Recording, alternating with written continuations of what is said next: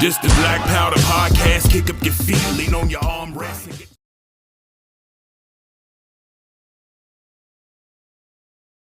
Welcome, everybody. My name is Everett Yasuke Fett Douglas with the Black Powder Podcast, and today I have a very special guest with some very special products.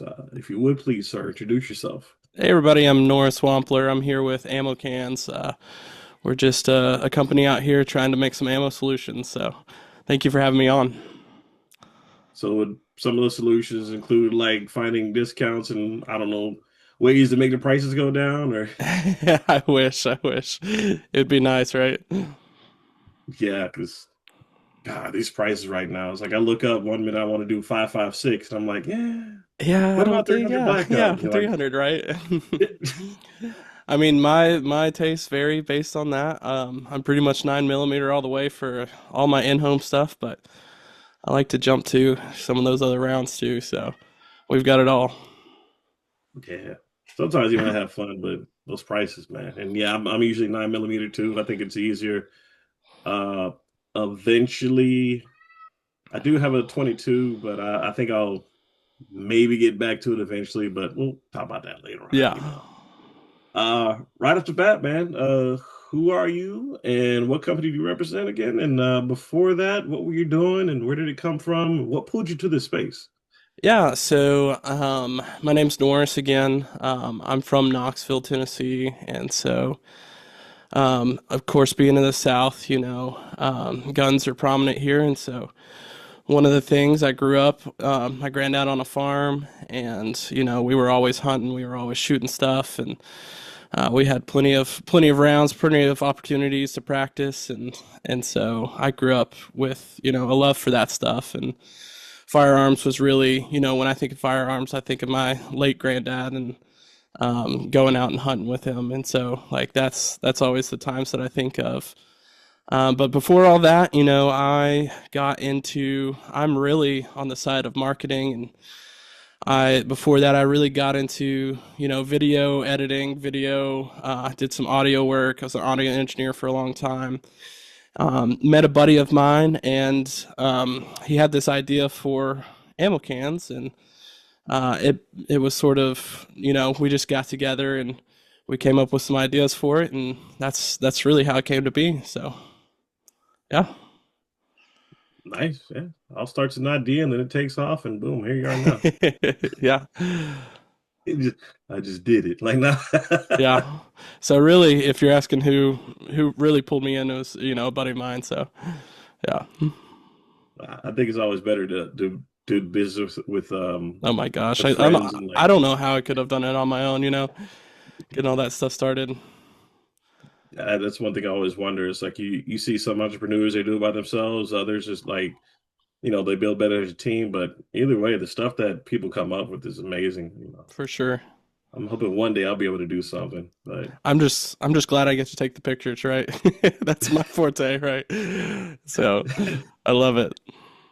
like I made this DeLorean and the flux capacitor and everything else. You're like, Yeah, exactly. somebody's gonna document it too, and Yeah. How everybody about comes together. yeah, you could do the taxes, I'll do the pictures, right? Yes, we're not gonna talk about taxes. That's I had to end the interview right there. I know, right? But what problem were both of you trying to solve for when Ammo Canz was born? Yeah, so in the state of Tennessee, when you're trying to foster kids, they have this rule where you can have your ammo and your pistol behind a lock. So you have to have them locked up. Hmm. However, it can't be the same lock. So the problem was, we have these massive safes in our house. We have these big things in our closets, wherever they are in your house. And you go to put your ammo behind it and you put your pistol behind it. Well, now it has to be behind two separate locks. And so it kind of got birthed out of the solution for that to be compliant to foster kids, right? Hmm. Which is all about safety. It's all about precautions. And so I think that even applies to me. I have a kid, and so like I want to follow those precautions. And so we built the solution.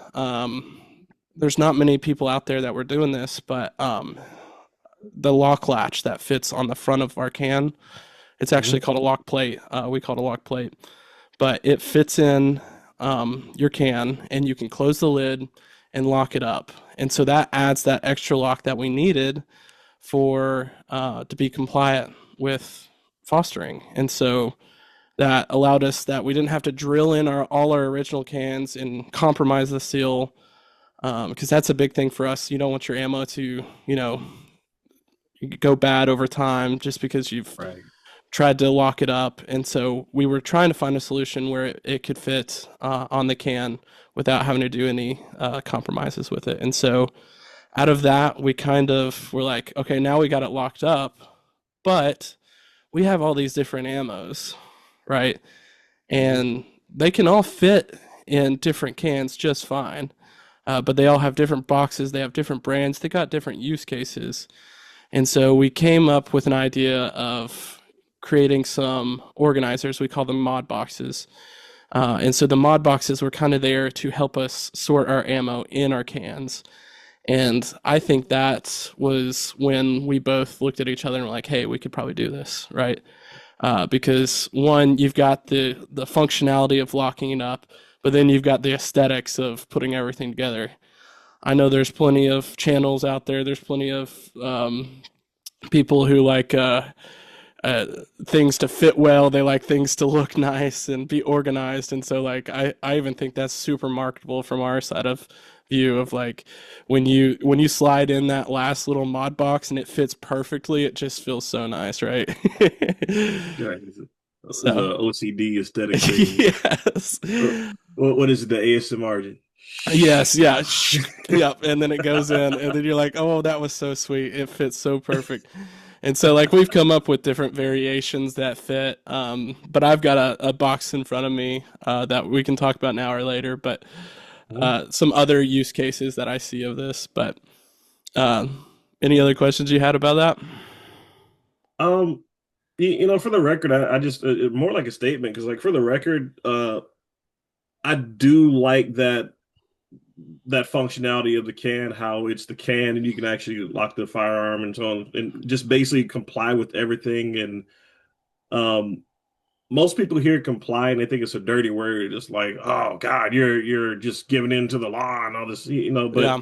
in all honesty, sometimes I think that occurs because a lot of people tend to look from their own point of view instead of their neighbor's point of view. So, for example, there Yeah. may be somebody in Georgia that has kids, and um, I think actually the laws here are a little bit more lenient. It's not like you have to have the firearm locked here and the ammo locked Hmm. over here. It's just be a responsible gun owner. Okay, cool. What does that look like for a single parent or like a family or somebody who's just living by themselves? It can vary. So I really Yeah. like the idea of this.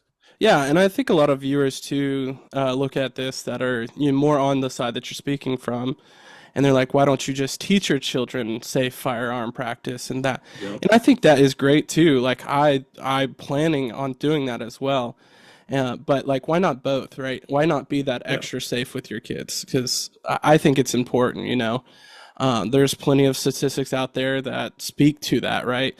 And I think the Hmm. fostering system has seen that as well, and that's why they're putting this rule on there.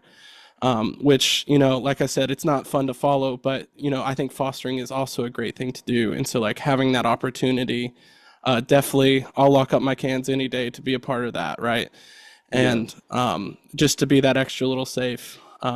But also, like, I can now take this on the road. So, like, I can pack that in my car and it's locked up. So, if I'm taking my kid with me, I don't have to worry about them getting to it, but I'm still ready to do whatever I need to do with that ammo, with that firearm locked up. So, And yeah, it's you already go through so much to be able to be a foster parent to a foster child.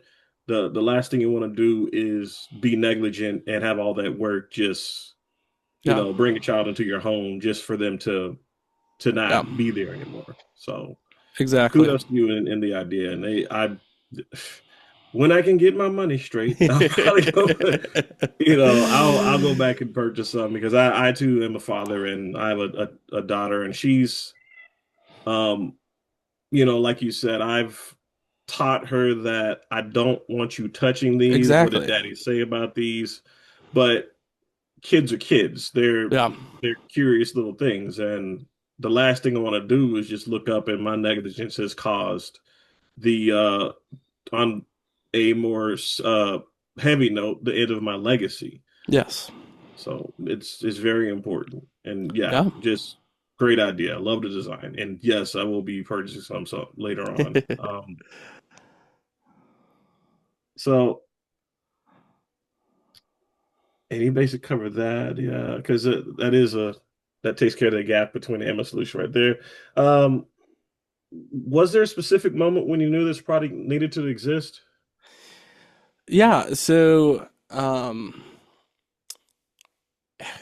I think when it came down to it, me by myself, this is something like I probably could have created the solution myself and probably went through it on my own and figured it out. But, when I saw another person who needed it, like my partner that I'm talking about, and like we both were on the same plane, I'm like, there's got to be multiple people out there that need something like this. And so what we did is we looked up, some other options, and there are some other options out there, but they just don't fit every can, right? Like there's I don't have all the money in the world, right? So I have to afford these Chinese cans from nowhere, and the hole in it is not the Harbor same Freight. placement of the hole and other things. And so the alignment on the cans that were on the market just didn't really seem to work for me. And so I had to go out there and find a solution for that.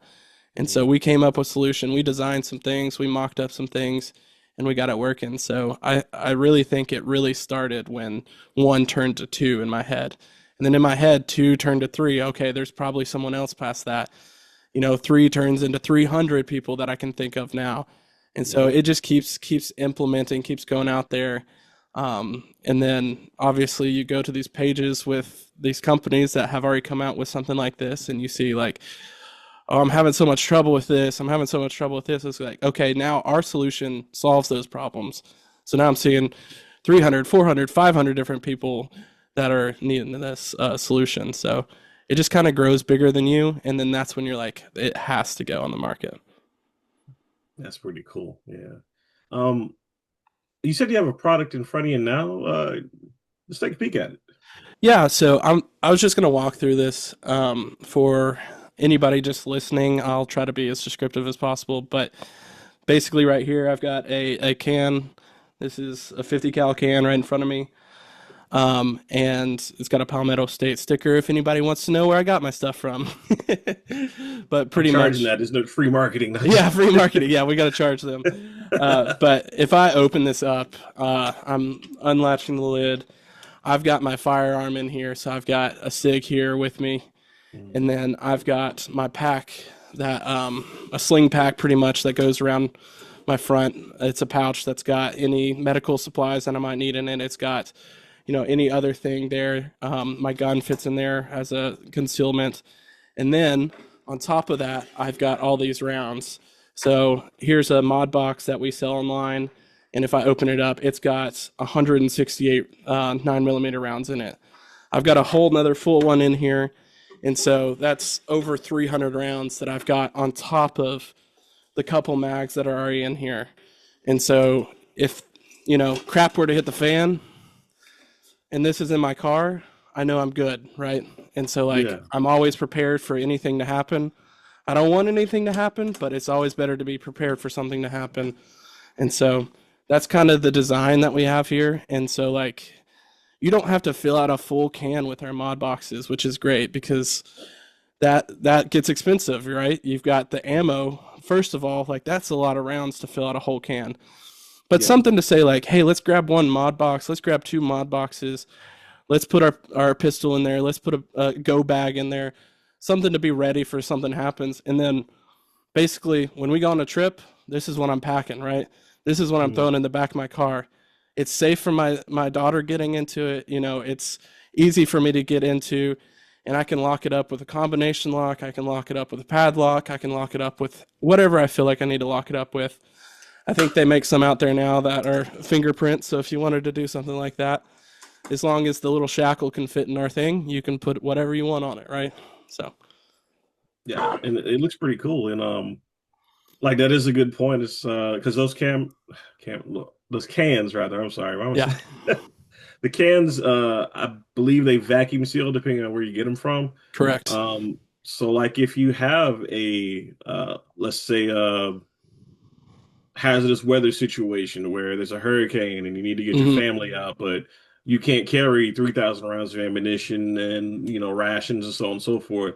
Yeah. I really think that would be a good idea to have just to put your EDC, if you will, all in one Hmm. box and haul and go. Because that's the purpose of your go bags is just pick it up, leave, and not have to worry about selecting and choosing the correct and proper loadout. So I Yeah. definitely see the use of that too.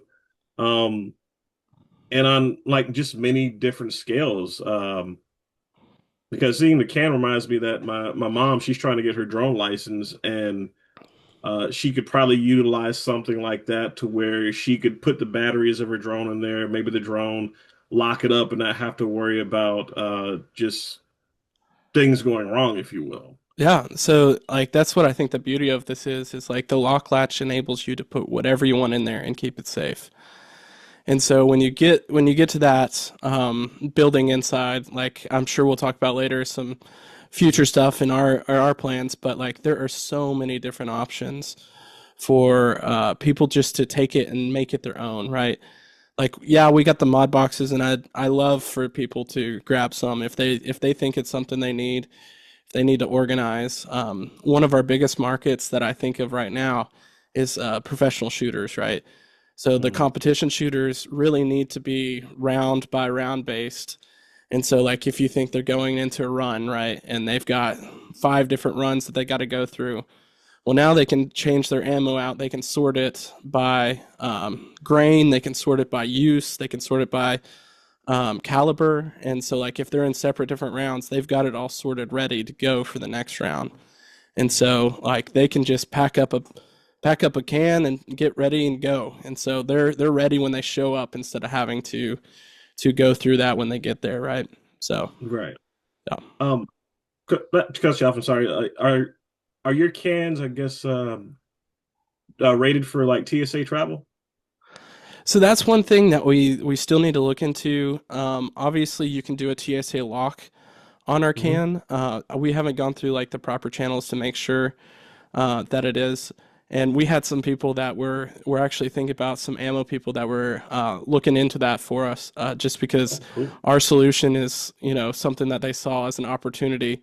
They sell ammo, and they're constantly going around the world. They're going around international and selling ammo, and so they were like, "This would be awesome for the shows we go to because we don't have to pack it in this certain thing. It could just be sorted and ready to go in the can, and then we just show up to the show, open it up, and then we're there." And so it was an ammo manufacturer that was really interested in that solution specifically for flying. So yeah, I think there's definitely that application to it as well coming up.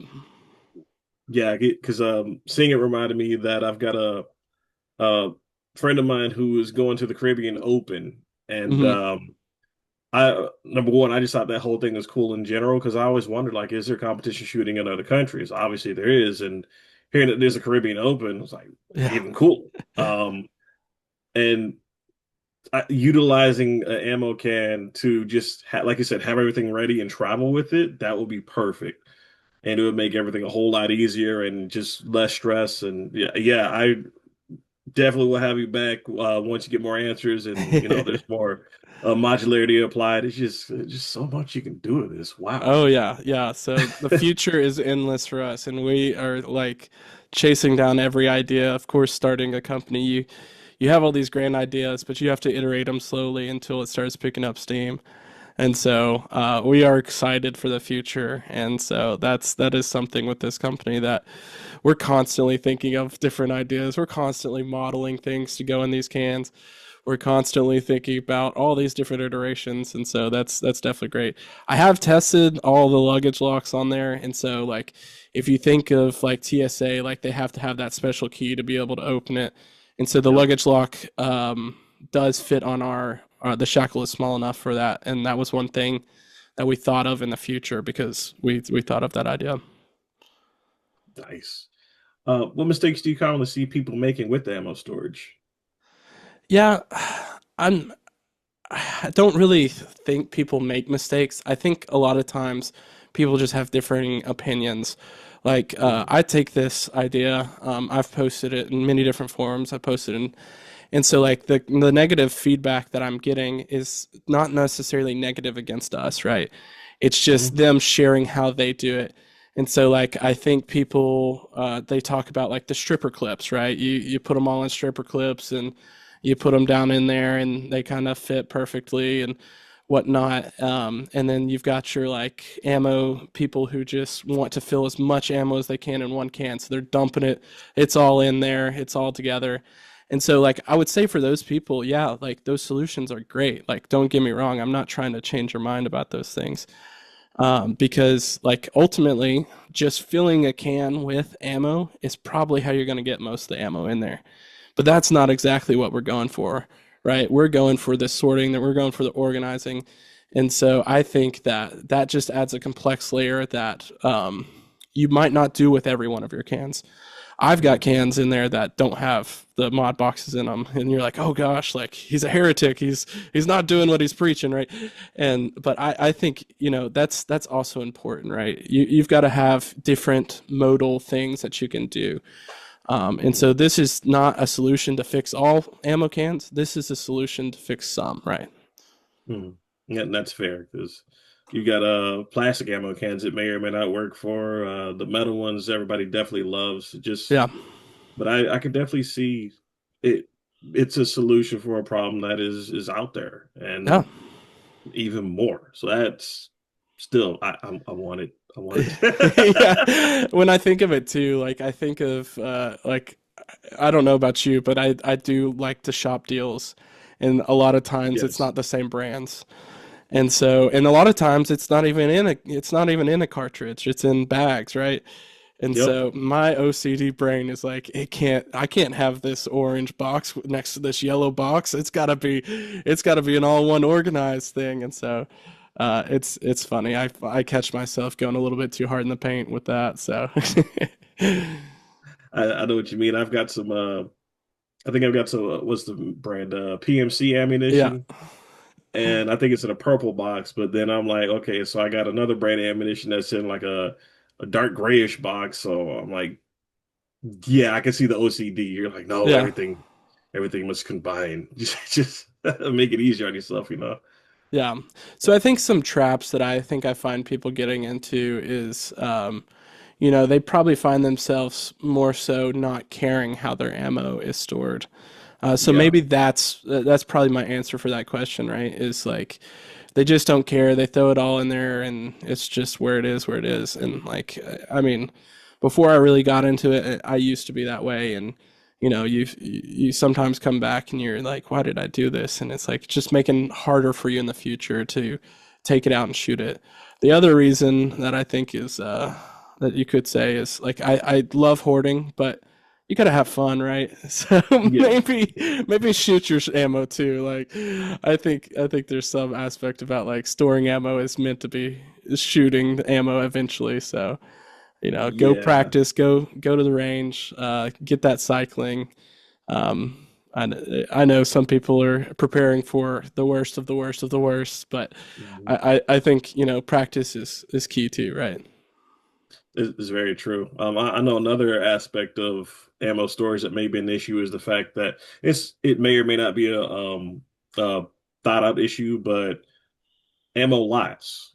So say for example, if you are firing a certain brand of ammunition, then all of a sudden there's multiple issues with it. Hmm. you want to know where it came from versus like, I don't know, I had X, Y, and Z ammunition stored in the same can. I guess I'll figure out eventually. Just Yeah, you know, that's for sure. nobody wants multiple squib loads or just the yeah, Exactly. just spicy pops. We don't want that, you know. No.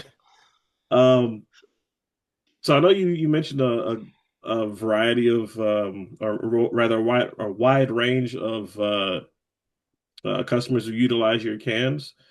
Who'd you say purchases them the most? Like range users, home defenders, or long-term preppers? Yeah, so I could go through each of those. The people going to the range oftentimes are, they're probably 50% of what they would want to use. They would want to use our product. Because a lot of those you got to think are probably parents. And so, like, I think especially the locks are meant for everyone, Mhm. especially like the everyday range user. And so, like, if they're going to the range, a lock's probably a good thing for them to have. And so, our lock plates are probably what they're going for. And we were talking about the mod boxes that we've seen a lot of stuff going on. Like I mentioned, that's mainly competition shooters. Just because you can put a little label in the front of it and you can know what it is, you can know exactly what you're shooting, you can label it for how you're going. And then what was the other group you mentioned? Uh, long-term preppers. Long time preppers. Yeah, we're not seeing too many long time preppers. Mainly what they're going for is the lock plates if they're going for anything. But like I mentioned, they're looking to fit as much ammo as they can in that can. What we are Mhm. seeing them doing is just like the can I just showed you. They're doing something like this. I would call it readiness or preparedness. That's what they're looking for. And so, what they're going to do with our system is they're going to have one can that's separate that they take with them everywhere. Mhm. They'll put it in their car when they go to work and then they're ready at work. And so, they'll come back and then they'll put that can back in their system wherever they're keeping all their other stuff. And then it's like that routine. It's like you got your keys, you got your can, you're bringing it with you, right? You're prepared for anything. And so, that's what I see those preppers doing. So if you're asking me like who's probably doing it the most, I definitely see those competition shooters, but it is Mhm. for those everyday users as well. That's cool. That's definitely what's up. And you've already given the whole safety feature and why ammo cans was created with the backstory of having foster children. Outside of how your can is designed, how does ammo can support responsible gun ownership? Yeah, so I definitely think that um, it brings the thought to this community, right? Mhm. Even if you're not going with it, right? It brings up that thought, what am I doing, right? And so like even just making a product like this brings conversation into the mix. So whether or not you're using what we sell or not, you have to think about how you are practicing this, right? And Mhm. we're giving you the option to have something that could help you in your situation to do that. Like we're talking about it right now. So, like, awareness is probably the biggest thing with any issue across the board. It doesn't have to be about guns, but like bringing awareness to the multitude of people is how you bring these situations. And so, I look at this of like, when you're talking about other companies, like they're bringing things to the table that are then going to social media. They're blowing up, and everybody's now talking about it, right? And so, Mhm. like, I think that having gun safety, especially in this community, being talked about more, even if it's from a company standpoint, is helping, right? True. So, I just had a random thought about a previous company I interviewed called Kinesium. They create, a matter of fact, I got it right here, and I could definitely see this working in tandem with ammo cans. But this little device here, and there's probably several other companies that try and do the same thing, but I like this device because you can utilize it by putting it in, let's say, the same area as a firearm, or if you have a liquor cabinet, you can put it there, so on and so forth, and it automatically updates like that. and it sends an alert to your phone letting you know whatever you've got locked down is being tampered with. Yeah. I could easily see that going into an ammo can, and whether it's stored in a house or if it's being traveled, you can connect that to your cell phone, or rather to the hotel Wi-Fi or whatever, and it will give you that instant alert that your can is being tampered with. So that Yeah. tied in with the ammo can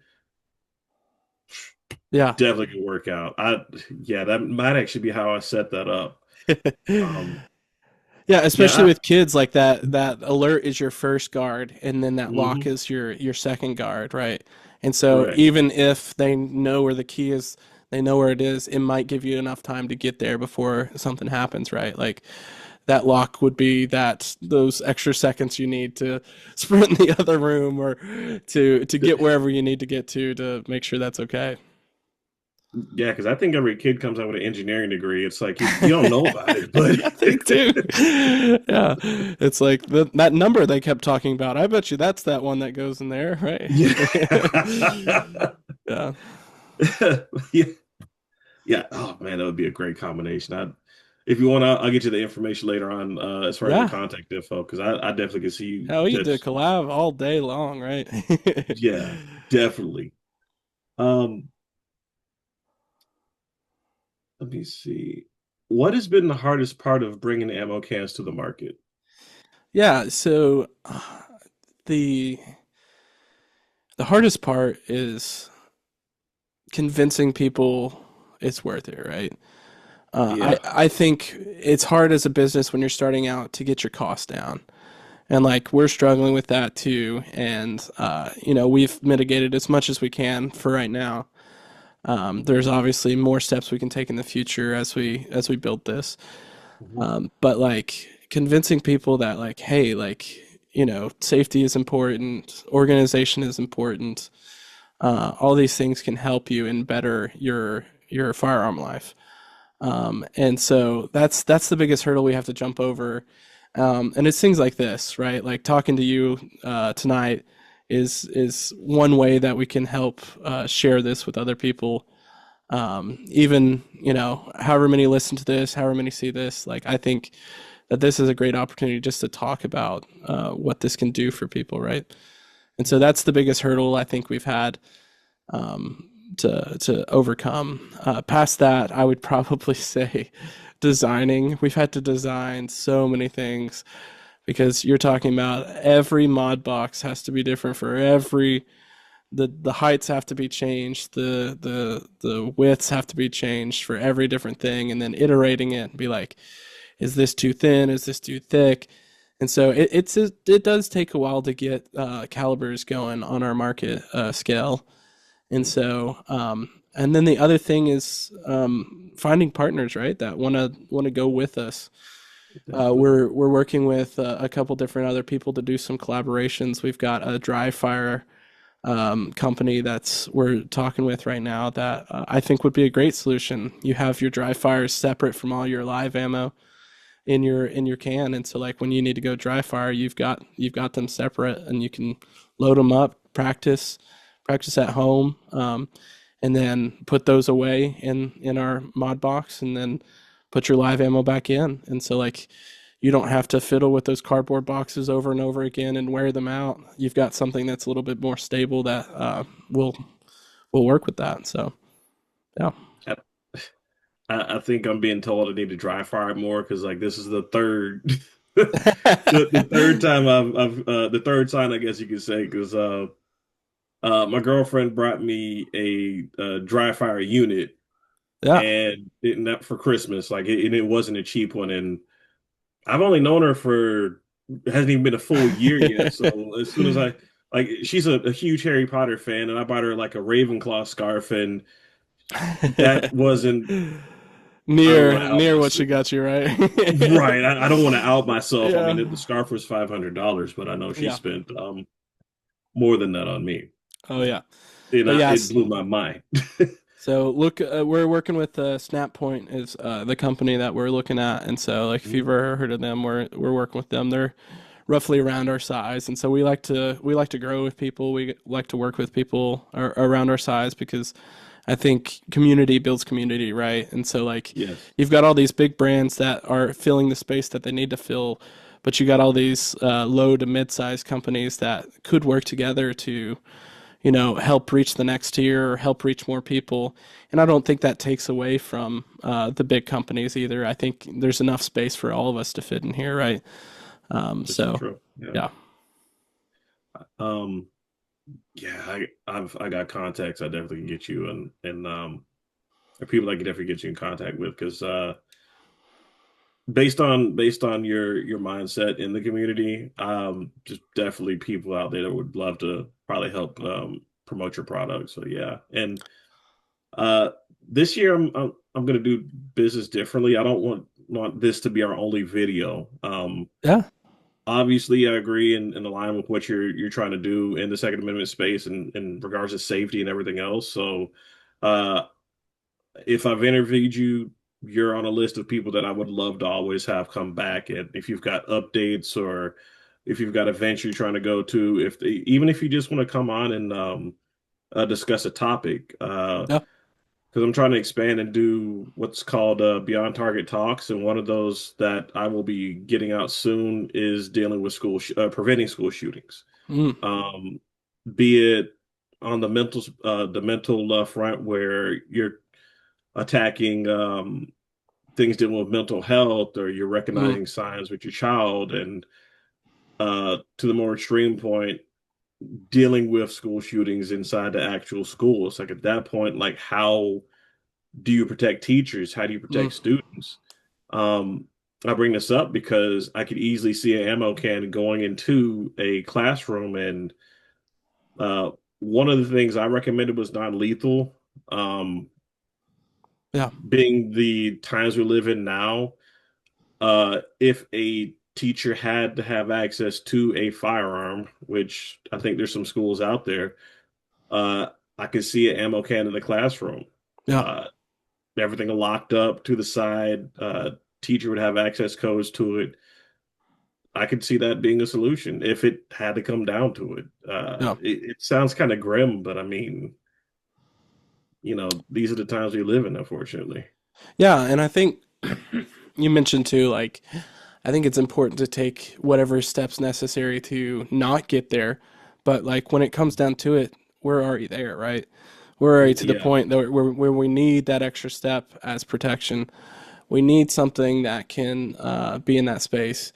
And I think that's awesome that like those chats are coming around because I think that it's all about communicating, right? It's all about talking about it. The only way to find a solution is by putting all our brains together.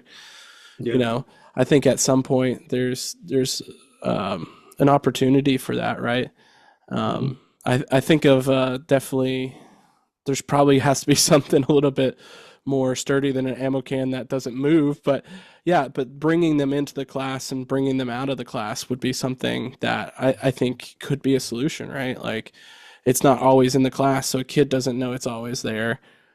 Yeah, It's only there when an adult is there. And so like you could definitely have stuff in place and even designated people, right? Like I'm sure there's someone in school who probably feels like they could be that person, right? I'm not sure like every teacher would feel comfortable with that. And so like just having someone who's like, I want to be that person. I want to be a part of that team. I'm definitely coming from a religion church mindset because that's what I'm in. Like we all work together to help each other to make this thing go forward. And so I think it works in our church great, and I think it could work in a school great too. So yeah, definitely. I know one of the solutions was to not what was it called? Like a privatized company, if you will. So yeah. that way you wouldn't have to worry so much about a police response time or Hmm. is there anybody that's nearby that can get there quickly? It's like you've Yeah, got um in a sense of on-site police and ammo cans are coming to play with that.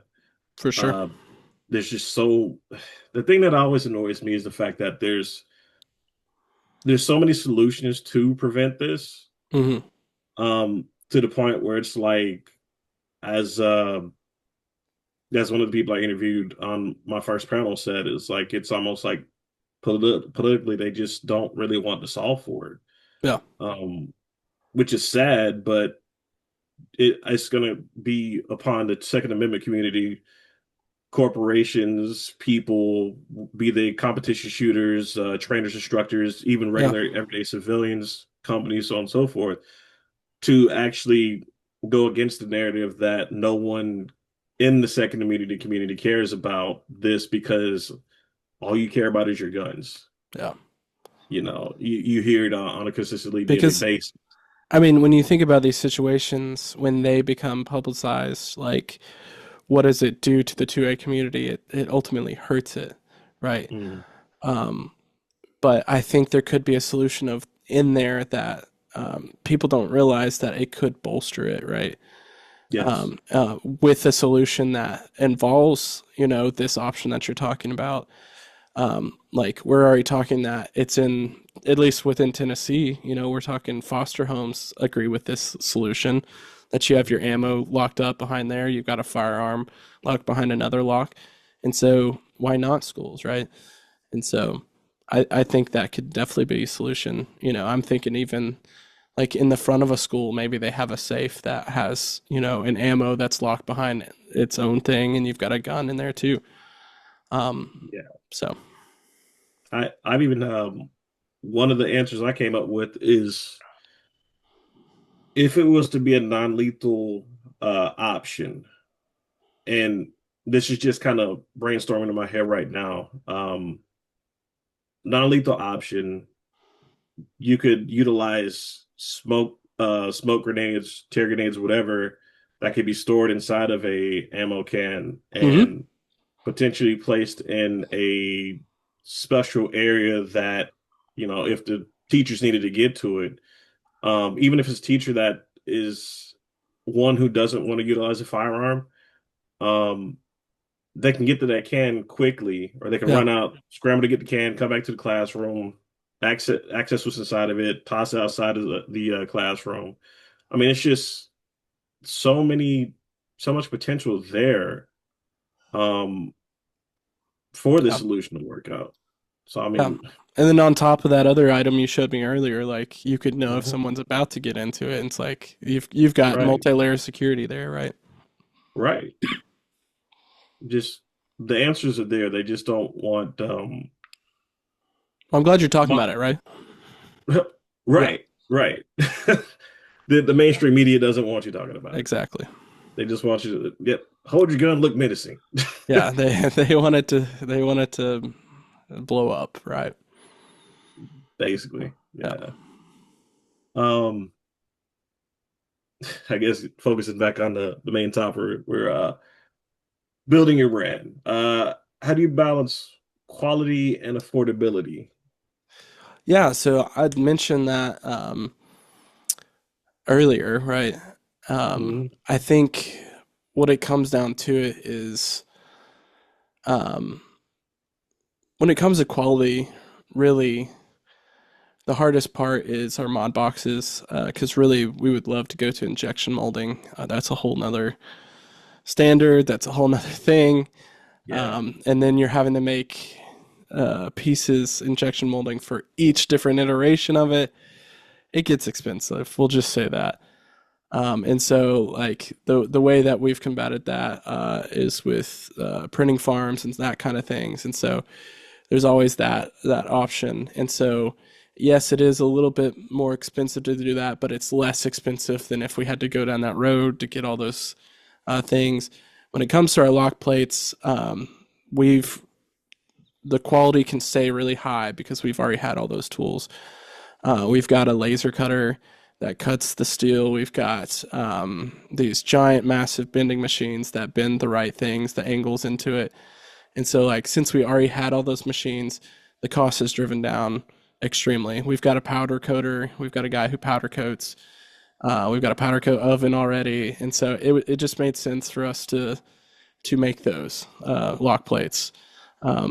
And then when it came to the mod boxes, it was like, how can we do this for as cheap as we can do it and as quick as we can do it and make sure everybody can get the can. Like if someone wants to order it, we can make it day of, we can get it done for them, we can send it out the same day. And so like Nice. I think we found a solution where we don't have to keep so much inventory as well, which is a cost, right? So they're almost like made made to order, right? So like if you Nice. ordered tomorrow, like we'll work on your order tomorrow, and then it'll ship out the end of the day, depending how many you buy. Obviously, we do have an inventory, a small inventory, so that was just one way we had to mitigate. But when it comes down to durability, obviously the more expensive route is more durable, and so Yes. we were just trying to think of the cheapest way to get that option out right now and still have some durability is by printing, right? So Mm, makes sense.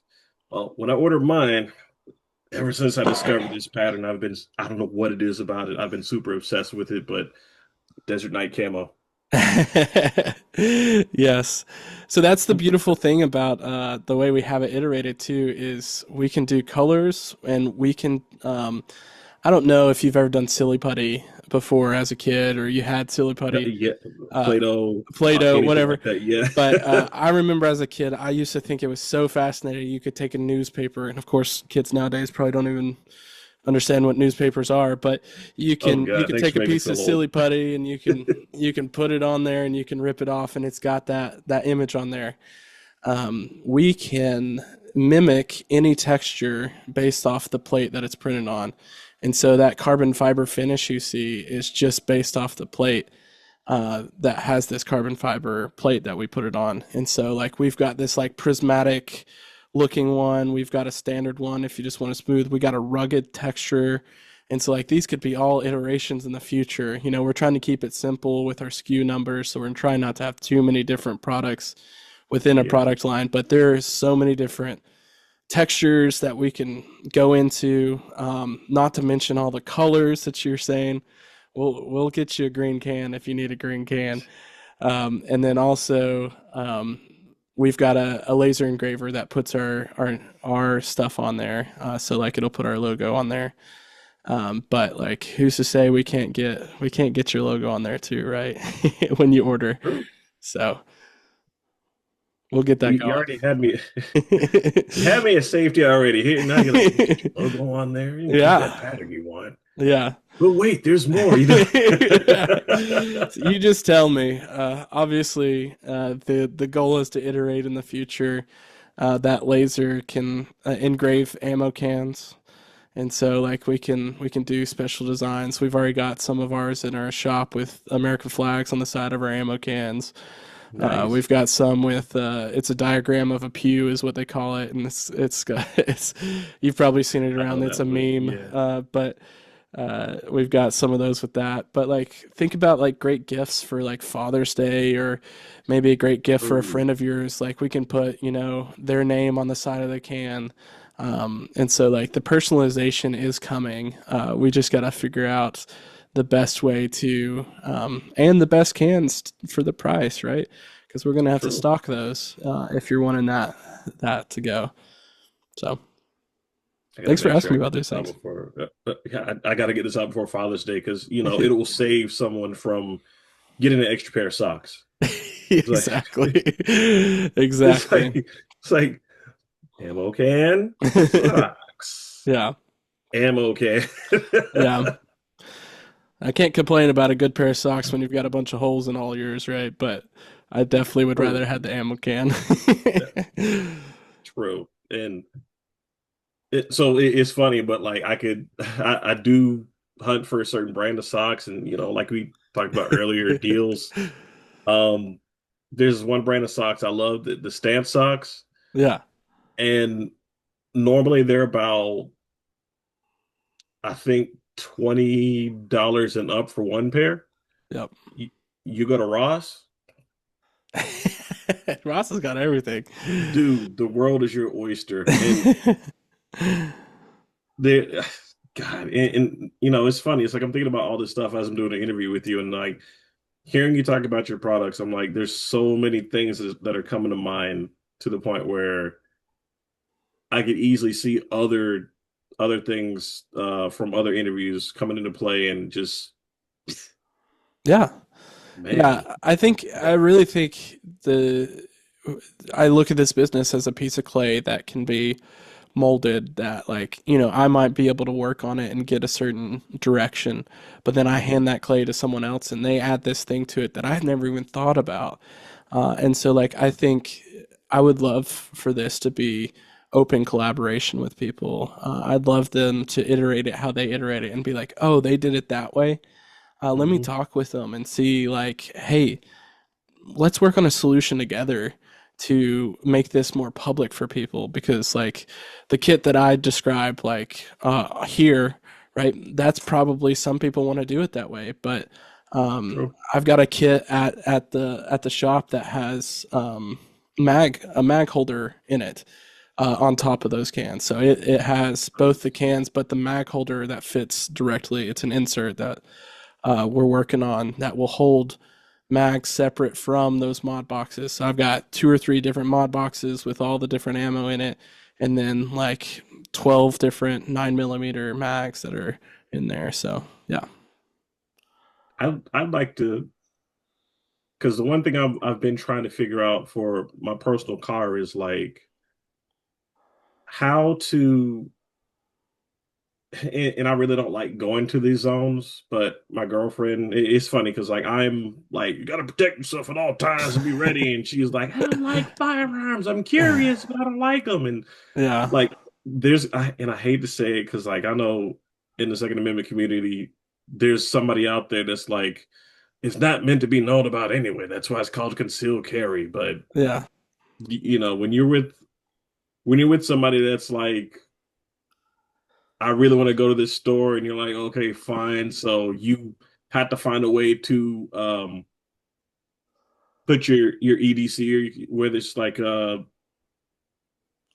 concealed carry or out the way, outside carry or whatever.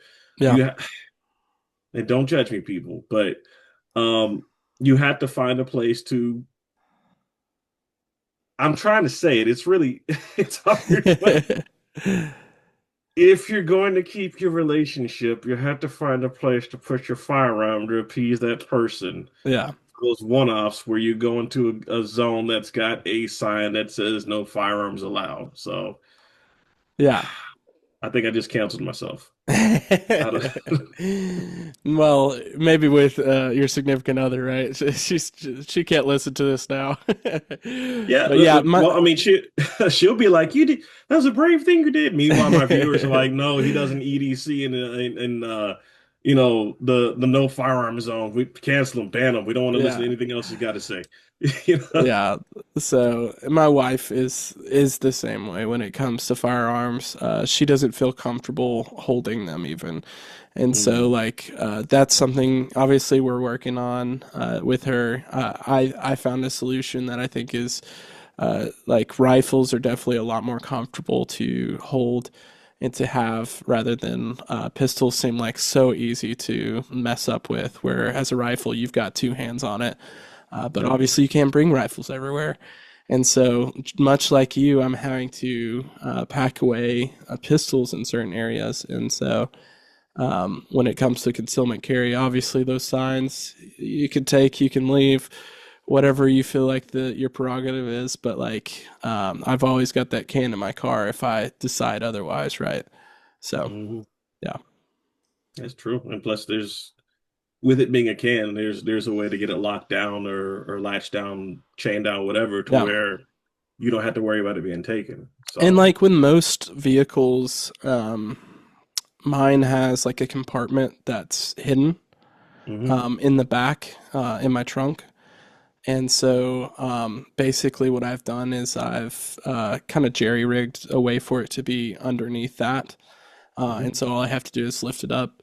I've even got a spot for my rifle if I need to get there, if it comes down to it. Yeah. So I definitely think there's solutions out there to hide that as well. in a place that is safe, instead of throwing a jacket over it, or oh, Oh God. hey, put your purse over that, or like, like, we've all done that, right? We've all thrown our jacket over top of something that we're trying to hide that we don't want to deal with, right? So Yeah. Sometimes the dad magic doesn't work where, um, it's a power that we're given. Whenever something is broken, you can just go, should be good for like two more whatevers, So like if it's a refrigerator door, yep.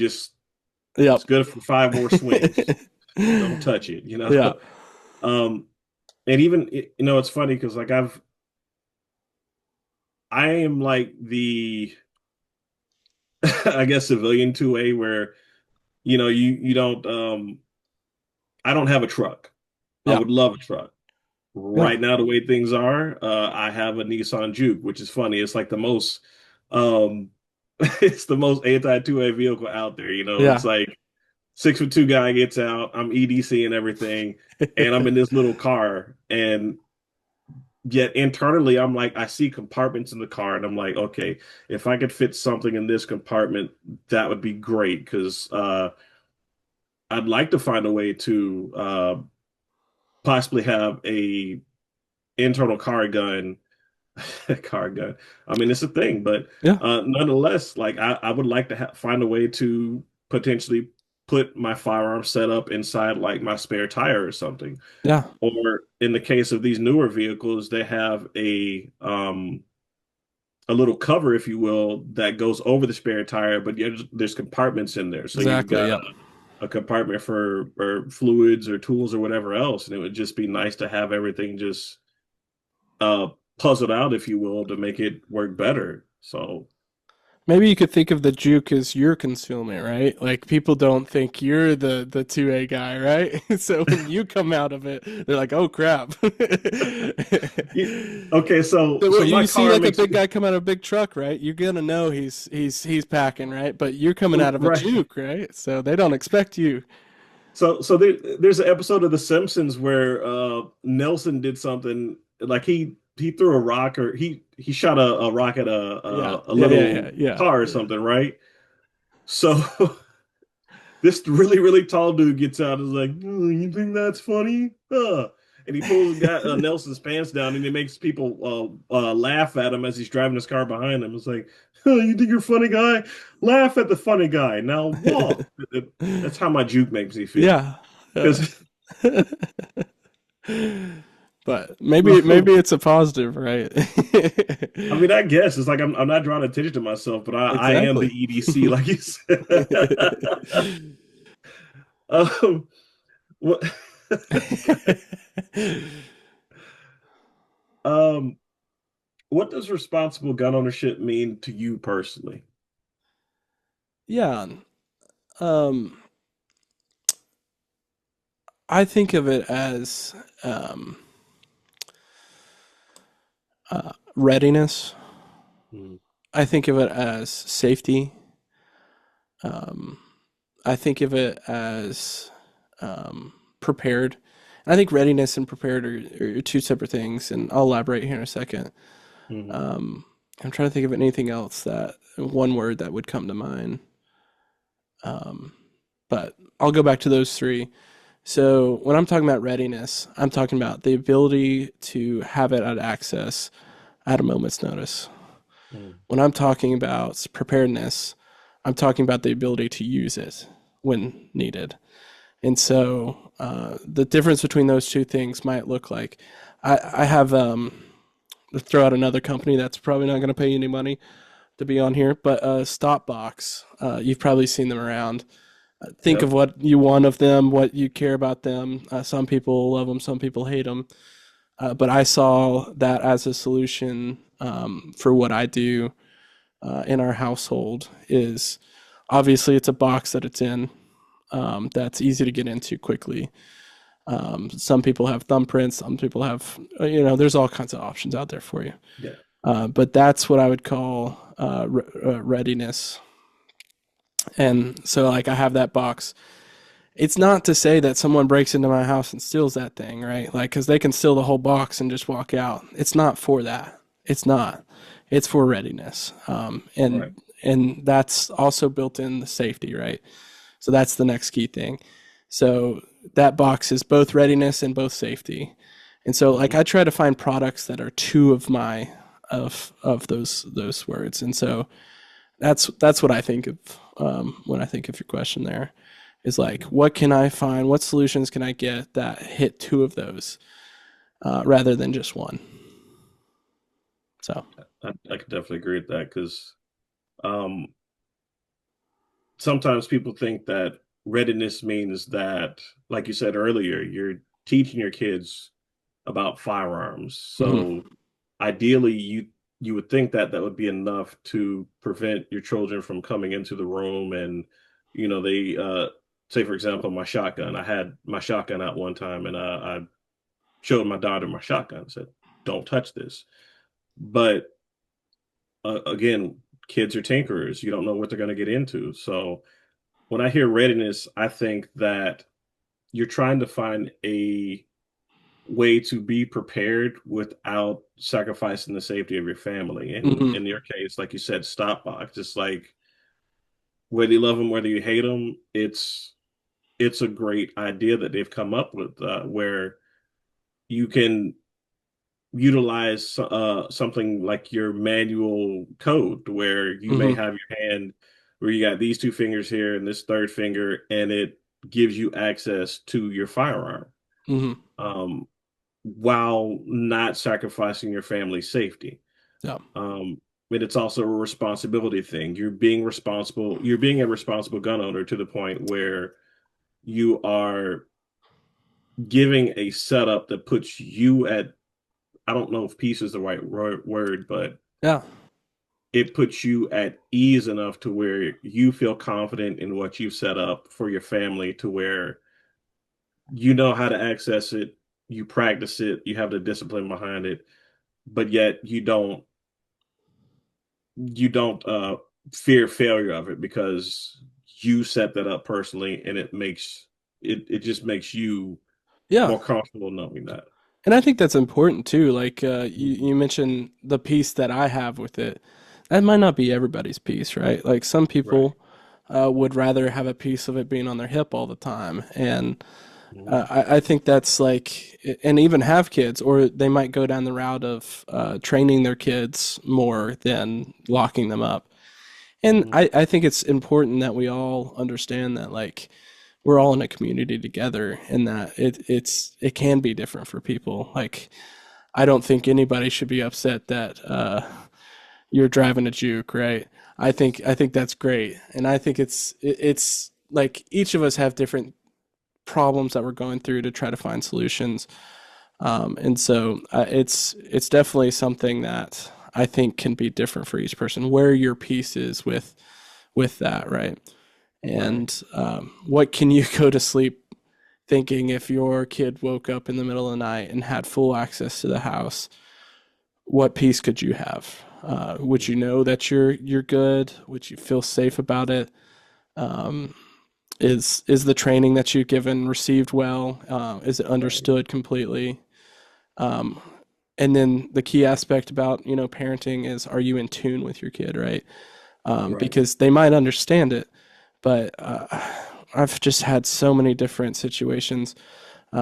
I've worked in a church, so a lot of it was people calling in with bad problems. Like you hear people's worst days. Like I'm sure 911 operators are. It's probably one of the toughest jobs because all you're hearing is people's bad stuff, right? And so um, nurses too. Like I think of like they're coming in on their worst days, and so we hear all these stories about like um, kids getting into these things later on in life, like when they're in their teens, after they've been bullied all day, and it comes down to them wanting to end their own life. And it's like if you're not, you could teach all the safety you want, but they're intentionally wanting to do that, and so they know how it works, they know how it's done at that point, but it didn't save them, right? And so Right. I definitely think when you're talking about mental health earlier, it's like what's the solution is one, we got to be intentional with our kids. We got to be with them. We got to understand where their brain is at, instead of, doom scrolling while they're playing it in the other room, or like, we have to know our kids' heart. We have to understand what they're going through. And I think the training works when you know they're in a good place, right? Mhm. But what's that extra step you could take when they're not? So, Yeah, but definitely. Yeah, definitely gonna have you back for another episode. Um, because it reminds me of and I'll just come out and say it. There's the guy that makes my hats, right? These hats. He mhm. did the patches. He did the he calls these match savers. You put extra rounds in there, and Yeah.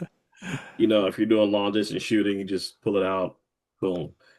Um, but he and his wife are very religious, and he came from a background to where he didn't believe at first, but his wife had an influence. Well, at the time, girlfriend had an influence on him. But they're together now. They're great. And long story short, getting to the point, they believe that one of the biggest problems right now with America is that there isn't a, for lack of a better description, there's been a distancing from what's going on and religion. Mhm. God hasn't been in the chat. It's Yeah. And it's interesting hearing you say that because with the rate of people taking their own lives now, um, it does beg the question: is like if you're just so caught up with doom scrolling to the point where you're not paying attention with what's going on in your house, or you're Mhm. not really paying attention to your children, Yeah. um, what may have caused that? Is it a lack of that connection with God? Yeah.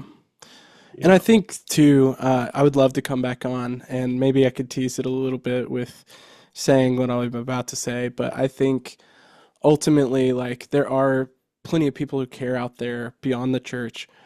But ultimately, I look at the American church, and I'm talking about Christianity at this point, as becoming on the sidelines, or like not accepting. Um, I think it's very easy for people in the American church to, basically be blinded by, what they don't like, if that makes Mhm. sense, and not be willing to be open. And so, I definitely see the church as becoming something it never was, right? And Yeah. so, I think when it comes to that, I think the decline of America has been the church not caring about America. Mhm. Um, they've been caring about more so how they vote, in my opinion, instead of actions they can take. And so it's just come very politicized in the church, and much like anywhere else in America, like, it's becoming divisive. There, Mhm. you have to pick a side. You have to be on this side. You have to be on that side, or else you're not accepted with us. And so, that's not how church was meant to be. That's not how the Bible describes church. And so, and I'm saying this as an American church, as a Christian itself, that, like, it does look bad, and but that's not everywhere, right? That's not every church. And so there are Right. some people out there fighting the good fight. There's some people out there. That's not to say anyone's perfect. People make mistakes in any life, but I definitely would love to have that conversation with you in the future. And maybe if you're hearing this and you think that's interesting, well, you can see us then. Yeah, yeah. Matter of fact, I will probably get another panel together, including the guy that makes my hats. On that note, it's like I think that the best form of Christianity is concealed carry Christianity, and I'll go into detail on that because now, granted, I'm not the best person to discuss religion with. I think I'm more spiritual, but I do see the fact that there has been a um, marketing of religion, if you will. Mm, yeah, Um, that's a good the word. the outside the what is it called? The open carry Christianity. Hmm.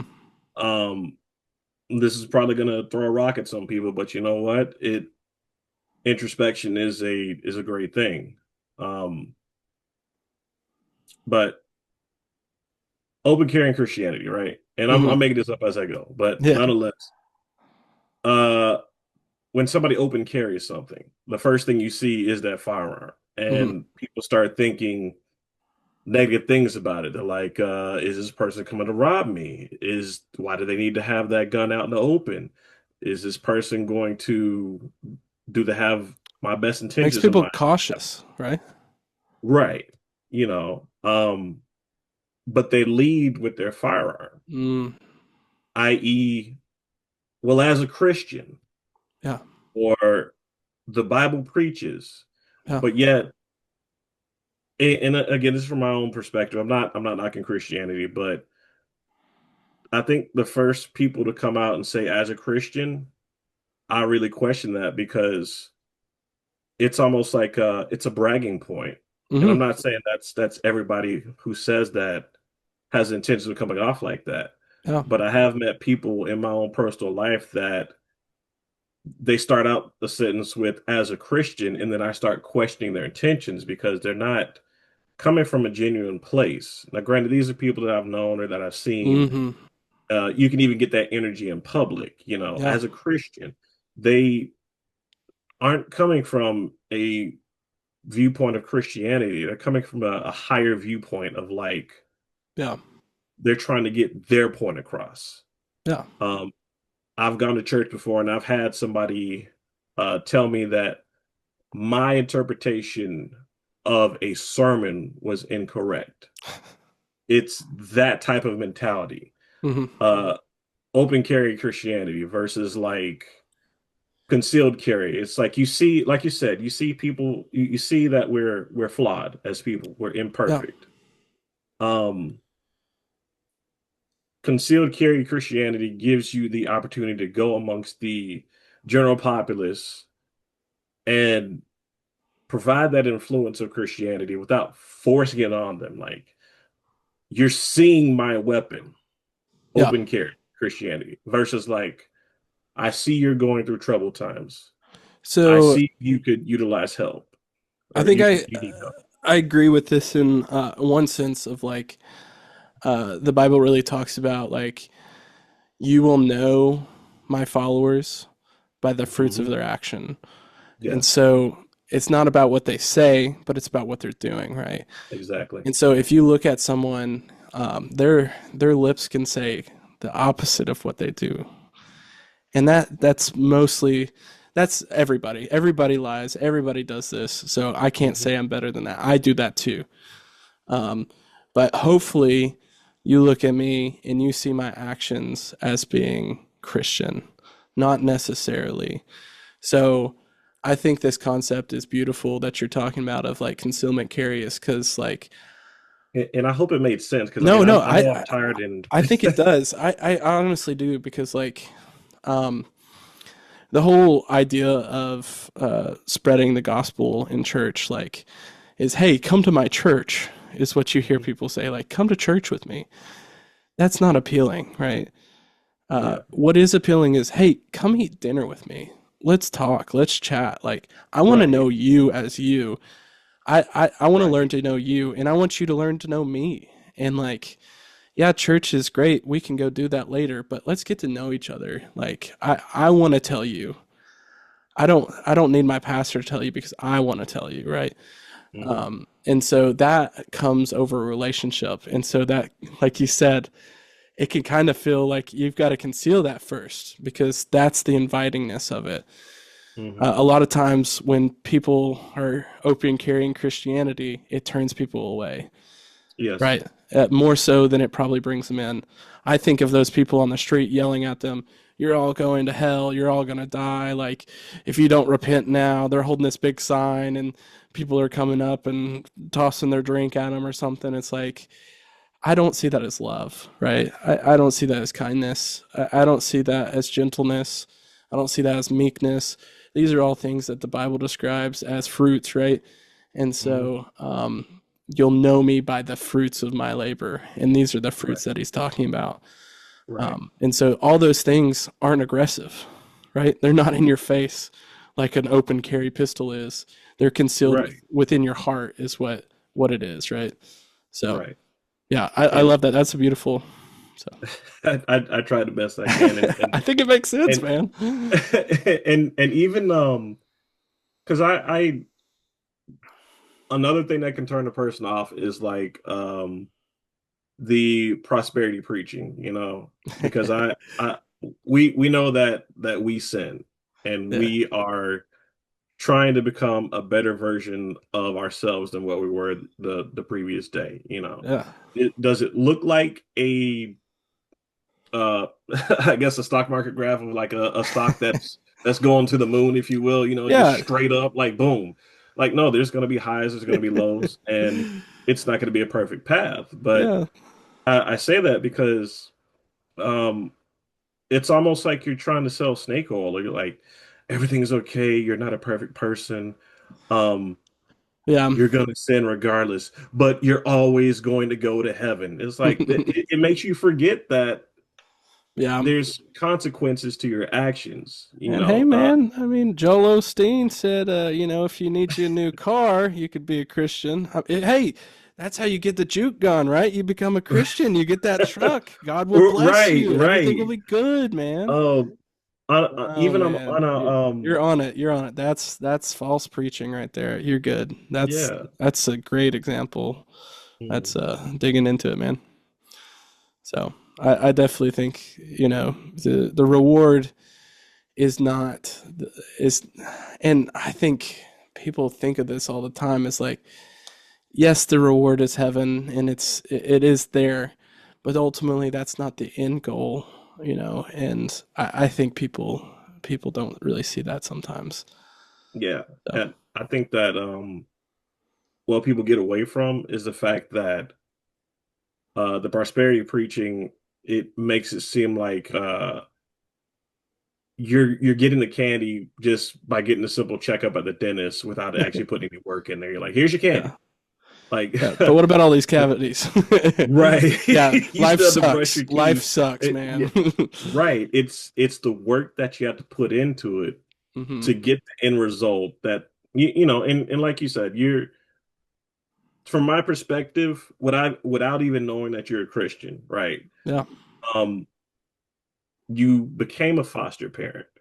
Mm. You created a product that is helping out multiple people because you saw a problem that applied to you, that applies to other people, that can apply to multiple other things out there. If that doesn't say I'm doing the work, I don't know what does. Yeah. And it's kind of like, ironically enough, my podcast, I got nominated for um a regular meetup nomination. Hmm. And a regular meetup is like a large, in my opinion, it's up there with Gun Con and like Hmm. one of those other major get-togethers, right? Where you're Yeah. being noticed by your peers. So when I got the email, I'm like, oh God, what's that show, The Office? It was like the picture where the guy's Yeah. shaking his boss's hand, and he's like, Yeah. that was Thumbs how I up. felt. Yeah. I'm like, thanks. Yeah. But you got to do the work. The work is what it builds that connection. And you got to never forget that there is a force out there. And I don't care what religion it is. It's like the work needs to be done. If you're Yeah. not doing the work, you're not living up to the full potential of that religion. Hmm. Um, to the point where I guess I'm doing the right thing. I guess I'm doing the work. I mean, my life has been perfect, but this has always been my mission to try and get this, just do this, get this going, become Yeah. uh help brands get out there, help more people see things out there. And granted, I mean, I've covered colognes, I've covered tactical stuff, I've covered um toys, Yeah. but either way, it's like showing people that there's options out there Hmm. um that they can choose from that can apply to their average everyday life, whether it's like something as simple as hats or something like ammo cans that can help protect their family or just provide a quicker option for them. I mean, exposure of the positive kind. Yeah. So I mean, I love this talk. We'll probably continue it later with religion. But what other Yeah, I know, any right? other questions you got or anything? Yeah, Fine? I'll hit you with two more real quick. Yeah. Uh, what advice would you give someone building a brand in this space today? Ooh.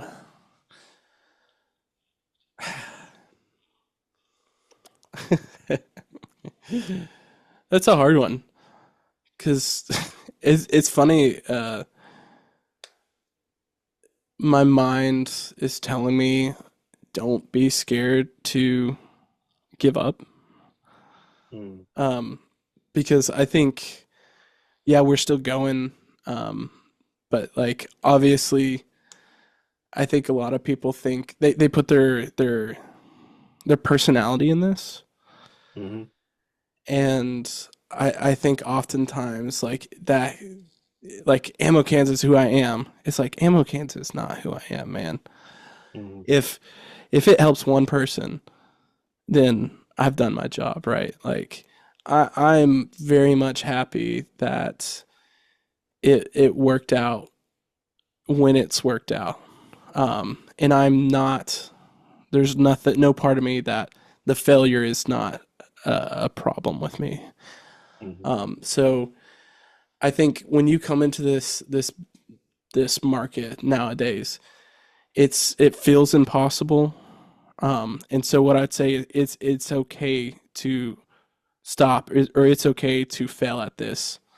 Um, the next thing that I would say is don't give up, right?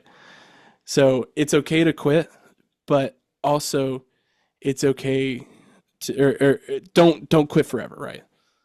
Right. Um, think of some other things that you can do to mitigate these things. Like give yourself a second to think.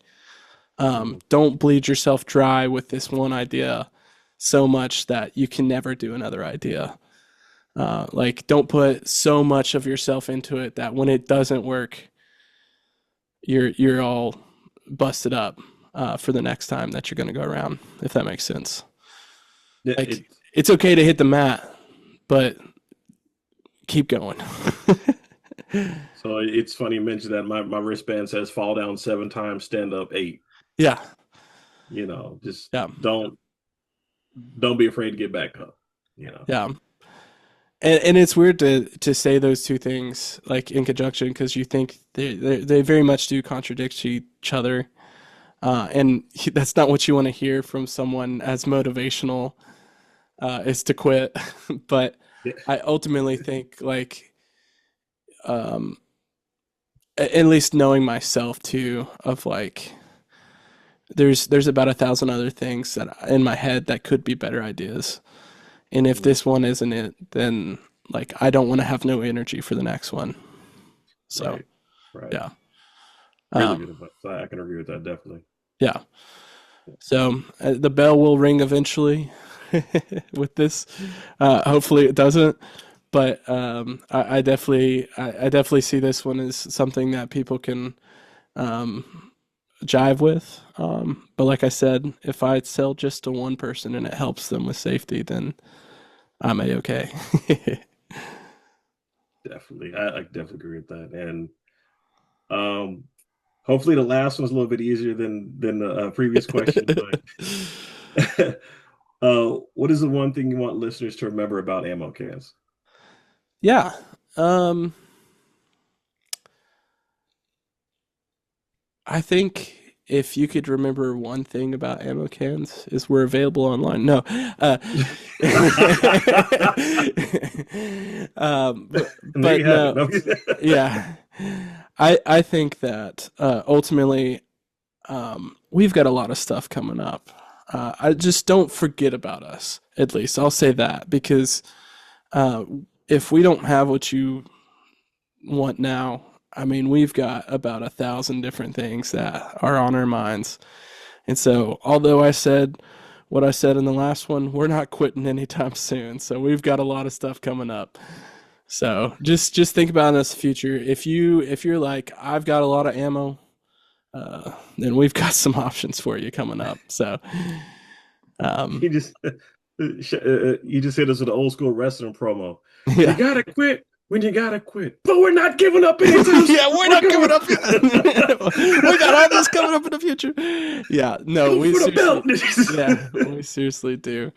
I mean, we got shelves coming out. We've got Nice. we've got some different mods coming out for like one that holds your gun, and then we'll go all different types of guns. We'll go all different type of calibers. We'll go all different. So like it'll fit in there safely and not jiggle around, and you'll have all your ammo. We've got stuff that we're thinking about, iPro spots and all these kind of different readiness things for slots and packing out these cans with whatever you think's gonna work. So yeah, just don't forget about us. That's what I'd say. Nice. Norris, man, it was a pleasure. It was an honor. It was great talking with you. Yeah. Just, hey, and like I said, you're always welcome back. I'm definitely going to have you back for those topics. Just let everybody know where they can find your products and where they can, reach out to you at. Yeah, ammocanswithaz.com. So you type out ammo cans, forget that S, add that Z.com. Awesome. I think we're ammo.cans on Instagram, and I'm sure if you follow my boy here, then you'll know where we're at. I can tell you real quick just to make sure. Ammo cans. Yep, ammo.canz on Instagram. Yeah, So that was correct. those are the places to find us. I like to collab with anyone, so if you purchase anything, we'll share you with all our fans too if you want to throw up a photo. So I've got some ideas right now. I'll run them by you. yeah, I just run them by you because I like collaborating with other brands, and we could definitely make something work. We're gonna get on it. yeah. It is a year to grow, so put on your big boy pants. Man, those printers gonna be running 24/7. That's what I like. Let's try and make it happen, brother. Yeah. Hey, All right. thank you. Thank you very much for doing this. Sounds great. Thank you so much. Right. Take care of yourself. You too. Later.